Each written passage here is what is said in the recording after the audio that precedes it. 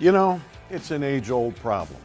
How do you get the lightning-quick acceleration of a two-stroke engine and the fuel economy and convenience of a four-stroke? Whoa. You supercharge it. And only Mercury has it. Supercharging compresses air and forces it into the combustion chamber. More air means more power.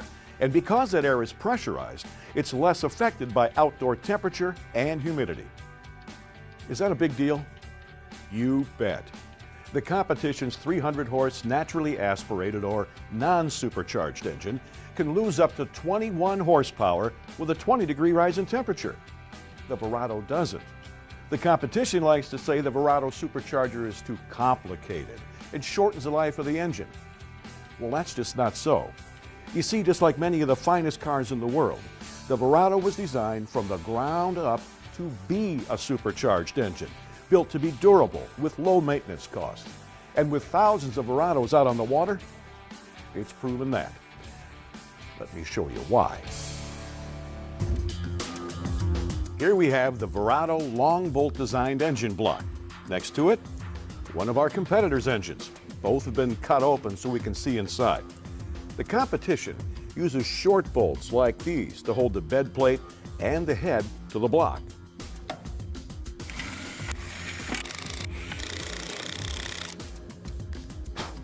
Now that's fine, but over time, the constant expansion and contraction of the engine causes tolerances to change.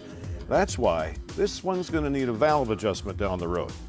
Mercury uses long bolts that extend all the way through the bed plate, cylinder block, and the head. This keeps the power head in a state of constant compression. But there's more. Right here, this damper reduces vibration and increases durability. The long bolt design is why Mercury can offer a maintenance-free valve train. Come on, I'll show you. Here we are at the Verado assembly line in Fond du Lac, Wisconsin. And this is a bucket shim. In basic terms, this little device is a spacer that fits between the valve and the lobe on the camshaft. Behind me, you can see bucket shims being installed on the valves. Tolerances here are critical, from 6/1000ths to 11/1000ths of an inch. This machine is precisely measuring each lobe on the camshaft. Here, a computer is measuring the camshaft journals on the head to determine the exact thickness of each bucket shim. Now the computer determines which size shim goes on each valve. There are over 35 choices or sizes of bucket shims. Next, the shims are verified one last time for quality control. So what's the relevance of all of this? Well, because the long bolt block design is so tight, these bucket shim tolerances don't change over time. And all this is the reason why Mercury can offer a maintenance-free valve train. As for the competition and their short bolt design, during the life of the engine, the valves will have to be readjusted over time. Valve adjustments are expensive. Imagine measuring each and every bucket shim by hand.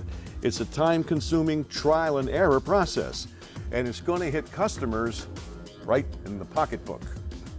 Now, there's something else I want to show you.